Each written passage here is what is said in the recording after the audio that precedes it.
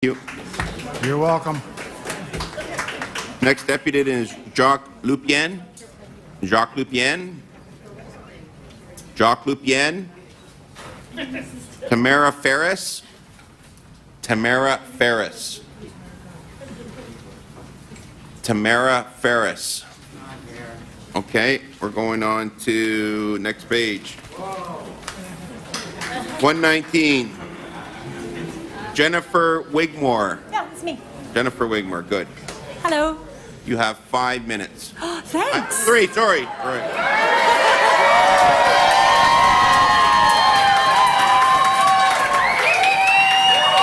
Oh, that's nice of you. That took 10 hours, sorry. Oh. I thought I was going good. Well, thank you. Mayor Ford, the executive committee, the visiting councillors, the staff, and all the hundreds of people who've been here all day. I thank you for exercising your right and for taking the time to listen to all of us. It's really important, and thank you very, very much. I'm not representing any organization. I'm not here any group. I'm a taxpayer, a homeowner, and a voter. Mayor Ford, you and I will probably fundamentally disagree on a few things. We're different people, and that's okay. I'm a mother, I'm an artist, I'm surviving on a low income, and occasionally I ride my bike to my gay friends' weddings. We're different, you know? We're different.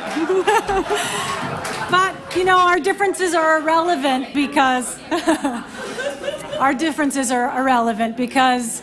I'm not the mayor, you are.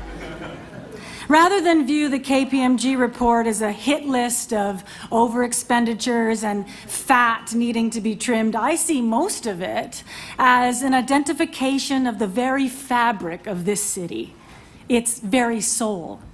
And over the day, I've just been inspired and educated by the creative and brilliant people who make this city great and take care of our most needy. It's truly inspiring. This city is not a business. Businesses are dictatorships. And dictatorships are always more efficient than democracies. Government is the representation of the public. It should reflect the value of a free and democratic society. The city is not the mayor's business to run. It's ours, the citizens. We are not shareholders in a corporation. We are members of a community who prosper and suffer by the actions of our elected officials. KPMG was not asked to assess the consequences of their recommendations. Using big business thinking, they searched in every nook and cranny for anything that they could cut. And when answering Councillor Gordon Perks' question earlier today, KPMG said, "It is prudent that the city weigh the implications of these recommendations," which means you don't have to actually do them. Thank you very much. Your 3 minutes is up. Councillor Carroll, you have a minute to ask questions.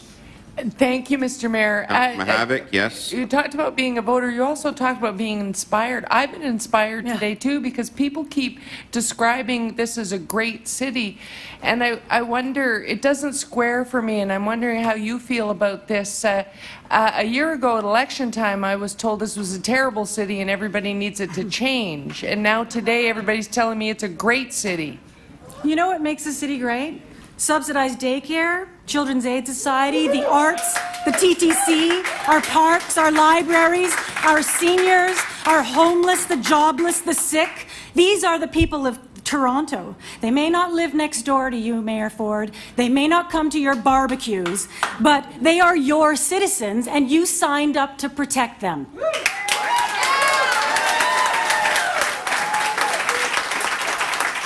It's the work of this council and the committee and the mayor to pay heed to the domino repercussions of cutting funding. Up. Councillor Davis, next question. Wow. Are there other things that make this city great? Yeah, a couple of things, sure. Yeah. Why don't you tell us some more? Well, you know what? Take a whole minute. I think that the Wellesley Institute earlier identified our next steps, which are an equity impact assessment. Because that is something that is routinely done by governments to assess the effects of cuts on the people that they most affect.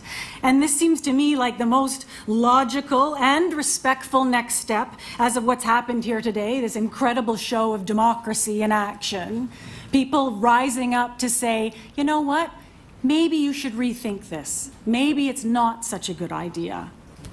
The city is great for many things, and the most important thing that the city is great for is the people that come out to tell you that it's great.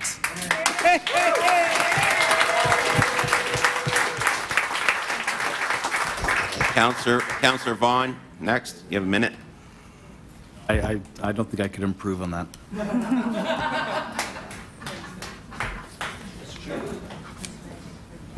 No? No questions? Okay. Who else is there? Councillor Mahavik, you have a minute. Thank you. Have you been here all day? I've been watching all day. Okay, great. Okay, so you'd be in a position to answer this question. Okay. What themes do you think are emerging from today?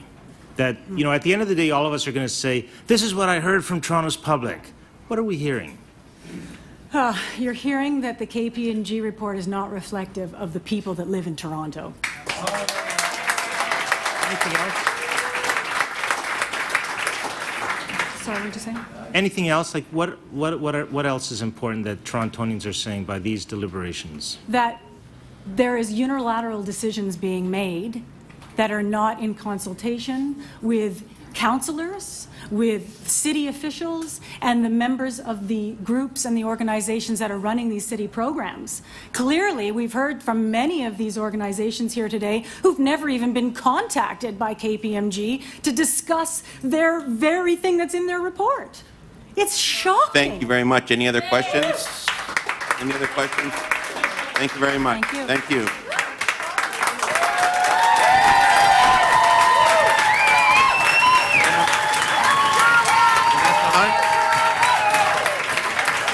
Vanessa Hunt.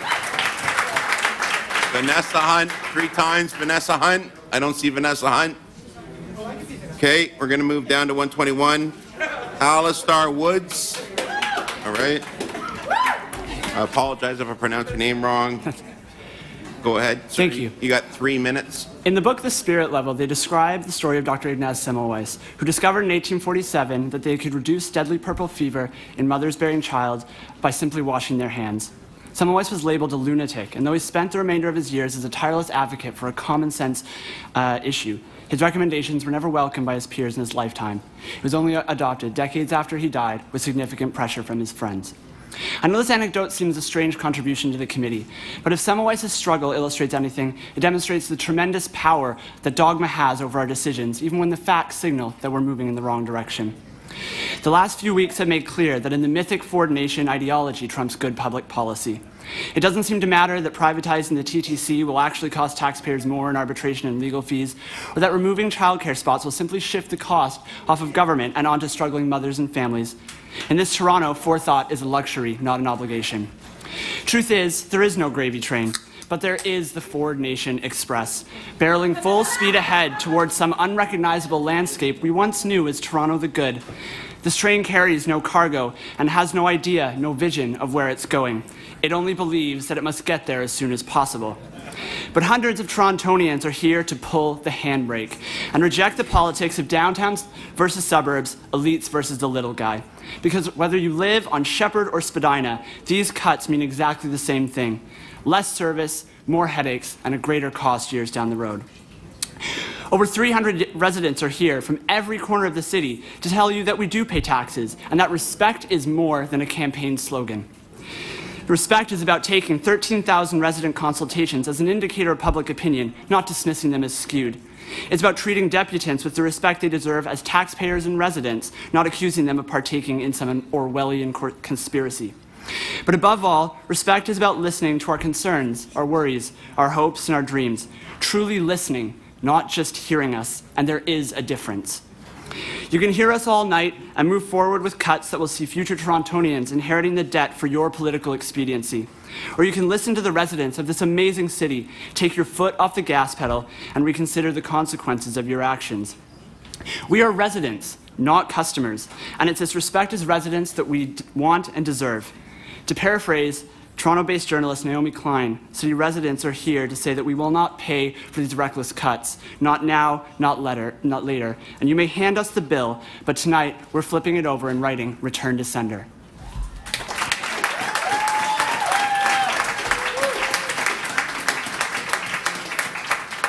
Thank you very much. Any questions? Seeing none, thank you very much, sir.